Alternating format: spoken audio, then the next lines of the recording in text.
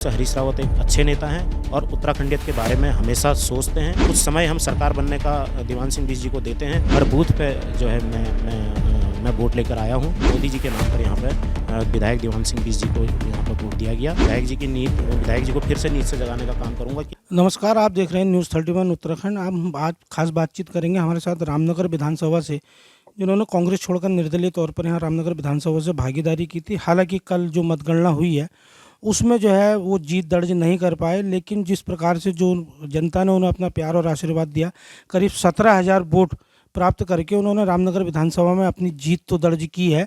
भले ही जो है विधानसभा तक नहीं पहुंचे, लेकिन जनता के दिलों में अपना जो है उन्होंने जीत दर्ज करते हुए जनता के दिलों में जो है जगह बनाई है।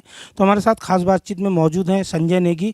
हम पूछेंगे कि किस प्रकार का जो है चुनावी अनुभव रहा और जिस प्रकार रामनगर विधानसभा काफ़ी लंबी विधानसभा क्षेत्र है और कहीं ना कहीं चुनाव के दौरान भाजपा और कांग्रेस दोनों को ही जो है पसीने छूटे हुए थे आपकी दावेदारी को लेकर, लेकिन लास्ट समय में आप जीत दर्ज नहीं कर पाए, तो उसको लेकर आपका क्या कहना है?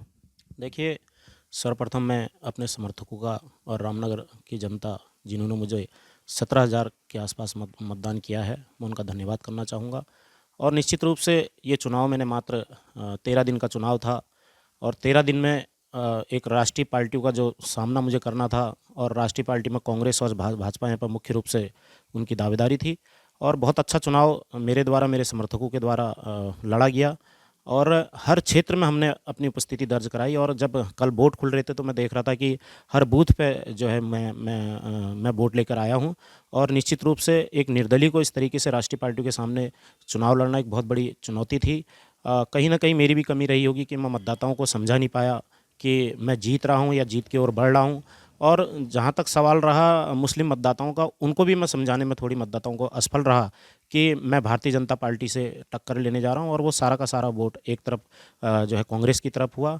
और जिस तरीके से यहाँ पे अनुमान लगाया जा रहा था कि टक्कर भारतीय जनता पार्टी और निर्दलीय के बीच में है, लेकिन जब वोट खुले तो निश्चित रूप से मुझे ये लगा, कल जब वोट खुले जिस तरीके से दीवान सिंह बीस जी को लोगों द्वारा नकारा जा रहा था और उनके प्रति जो नाराज़गी दिखाई जा रही थी पूरे चुनाव के बीच में, वो नाराज़गी जब चुनाव होने तक आया तो निश्चित रूप से मोदी फैक्टर में बदल गया और मोदी जी के नाम पर यहाँ पे विधायक दीवान सिंह बीस जी को यहाँ पर वोट दिया गया।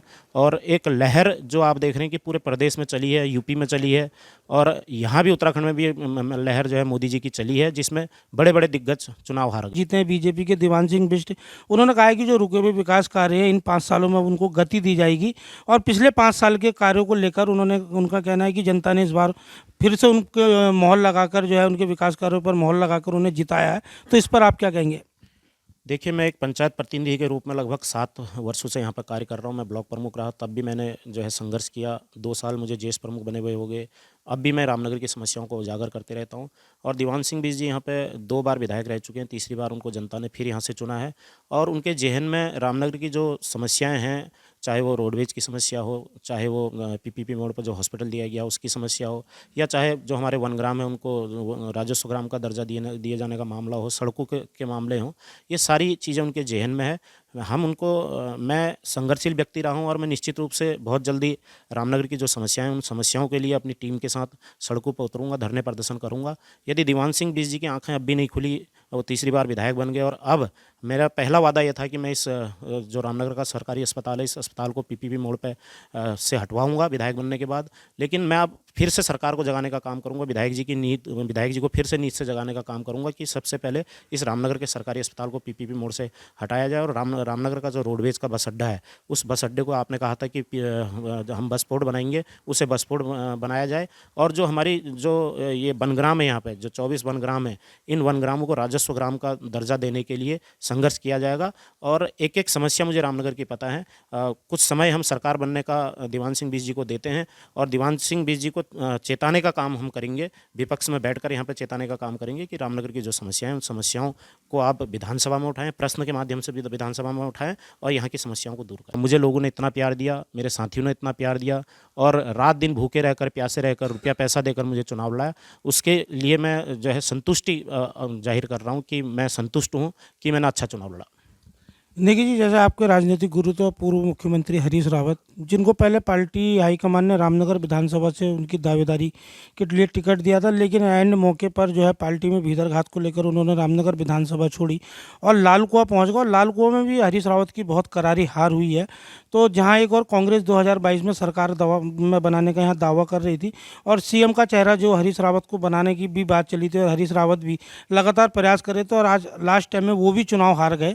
तो और कई कांग्रेस के ऐसे दिग्गज हैं कि जो चुनाव मैदान से बाहर हुए हैं। हालांकि चुनाव में कांग्रेस ने 2017 की अपेक्षा जो है इस बार कुछ सीटों में बढ़त हासिल की है, बीजेपी कुछ सीटों पर घटी है। तो हरीश रावत जी भी अब चुनाव हार चुके हैं, तो उस पर क्या कहना है? देखिए, हरीश रावत जी की इच्छा रामनगर से चुनाव लड़ने की थी और वो टिकट भी हासिल कर लिया था उन्होंने। लेकिन उनके दिमाग में एक डर बैठा दिया गया था, जो यहाँ पे पिछली बार चुनाव लड़े थे, कि हम निर्दलीय लड़ जाएंगे, हम मुस्लिम में से किसी एक को चुनाव यहाँ पर लड़ा देंगे। और मेरी उनसे लगातार जब फ़ोन पर बात हो रही थी, मैं उन्हें समझा रहा था कि आप रामनगर से ही चुनाव लड़िए, क्योंकि रामनगर से आपका लगाव है, रामनगर में आप पढ़े लिखे हैं और रामनगर में आपकी रिश्तेदारियाँ हैं। और जहाँ तक टीम की बात है, टीम में जो है मेरे साथ पंचायतों की पूरी टीम आपके साथ काम करेगी और आप निश्चित रूप से चुनाव लड़ेंगे। लेकिन ऐन वक्त पर लास्ट टाइम पर वो घबरा गए चुनाव यहाँ से चुनाव लड़ने में और लाल कुआं चले गए, जिसका खामियाजा उन्हें भुगतना पड़ा। निश्चित रूप से हरीश रावत एक अच्छे नेता हैं और उत्तराखंडियत के बारे में हमेशा सोचते हैं। लेकिन उनका जो इस बार का चुनाव था, उन्होंने एक बहुत गलत डिसीजन जो लिया। और आपने देखा कि लाल कुआं जब वो पहुँचे तो उनके लिए उनको जो है बाहरी प्रत्याशी के तौर पर वहाँ पर प्रचारित किया गया। और जो लोग उनके साथ, मुझे लगता है जो लोग लगे हुए थे, उन लोगों ने भी इतनी दिलचस्पी उनको जिताने में नहीं ली। लेकिन मैं उन्हें बार बार लगातार विश्वास दिलाना चाह रहा था कि आप रामनगर से लड़िए, आपके साथ हम आपको ईमानदारी से चुनाव लड़ाएंगे और आपको विधानसभा भेजेंगे। अति महत्वाकांक्षा लाल कुआं से जीतने की उनको जो है आज चुनाव में करारी हार के रूप में दिखी। देखिए जी, भले ही आप विधानसभा रामनगर से नहीं पहुंचे, लेकिन जनता के दिलों पर आपने जीत दर्ज की है। और अब तो 5 साल के लिए जो है 2027 में विधानसभा के चुनाव होंगे, लेकिन रामनगर के आज भी कई मुद्दे ऐसे हैं जिसको लेकर जनता लगातार परेशान है, चाहे अस्पताल हो या सड़क हो या रोडवेज जैसी समस्या हो। तो उसको लेकर अब जनता की अपेक्षाएं भी अभी भी सत्ता पक्षी के अलावा के साथ ही जो है आपसे भी जुड़ी हुई हैं।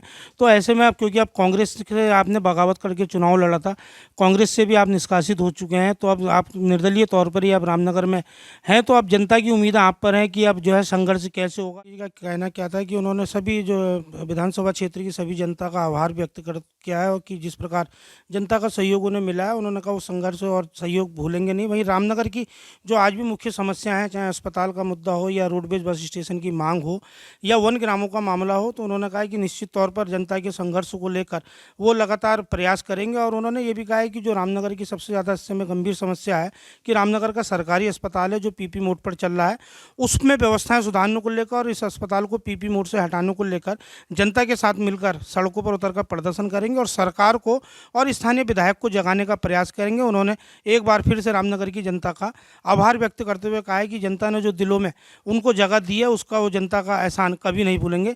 रामनगर से राजीव अग्रवाल के साथ कैमरामैन बंटी अरोड़ा, न्यूज़ 31 उत्तराखंड।